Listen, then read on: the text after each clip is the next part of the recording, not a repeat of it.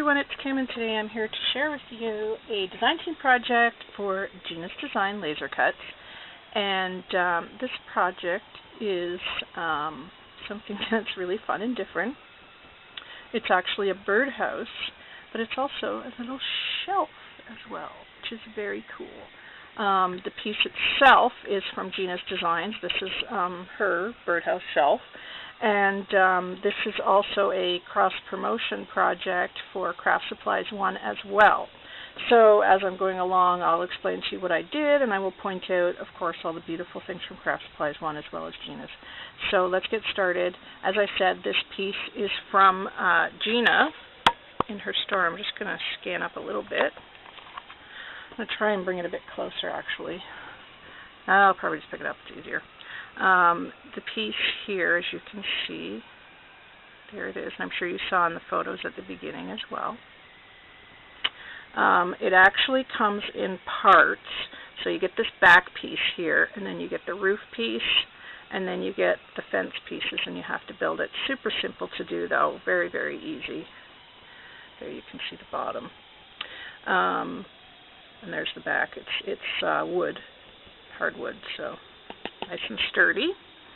And the great thing about this is you can alter this any way you like. I mean, you could actually use it for like your embossing powder storage in your craft room or your spray storage or anything, because it's got this great little shelf here and it's quite roomy, as you can see, so you can put a lot of goodies in there. I chose to just make it decorative, and what I did was I painted it all, gave it a coat of gesso, and then I used this beautiful Marion Smith paper called Nirvana, which is really one of my favorite papers. I just love it. And I love the blues and the browns together. Really one of my favorite color combos.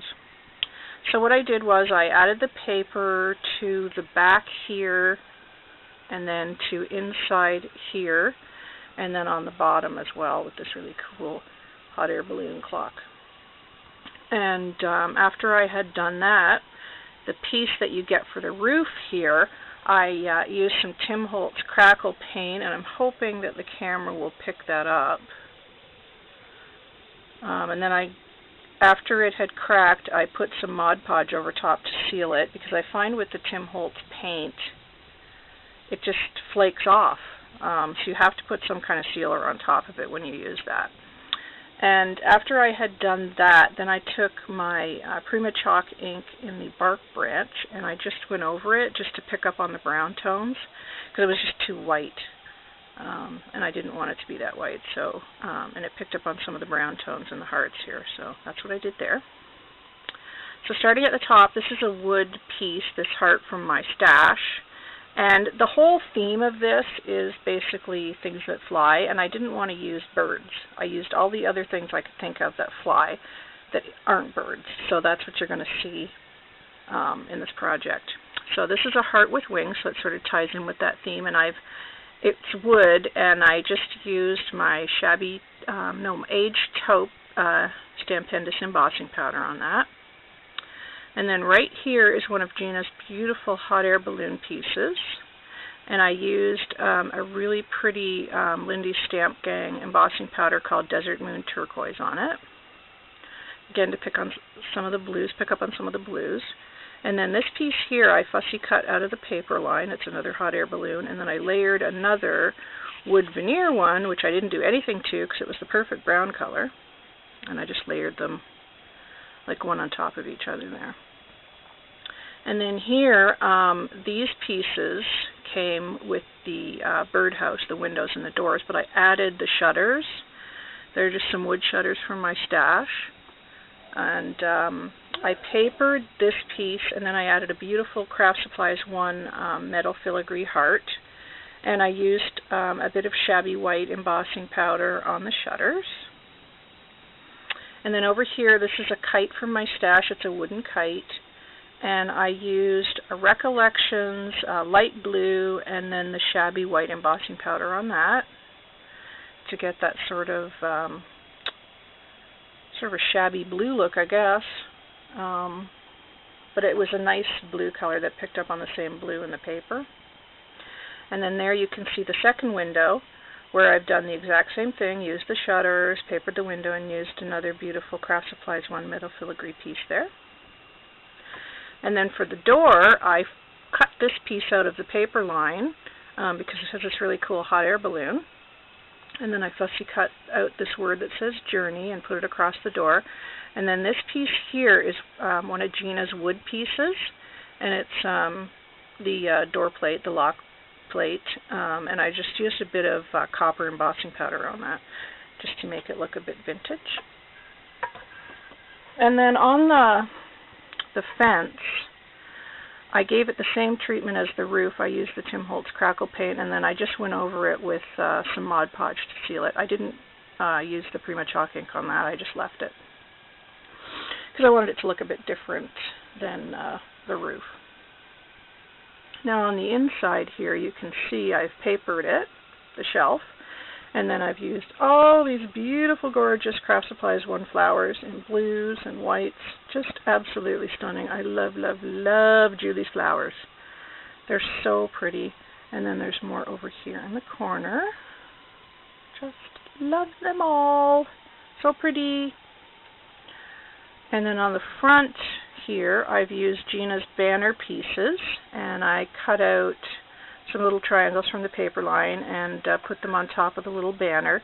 And then I had these typewriter keys in my stash, so I just spelled out the word fly, and I added some baker's twine and some jute to just sort of string them along the front.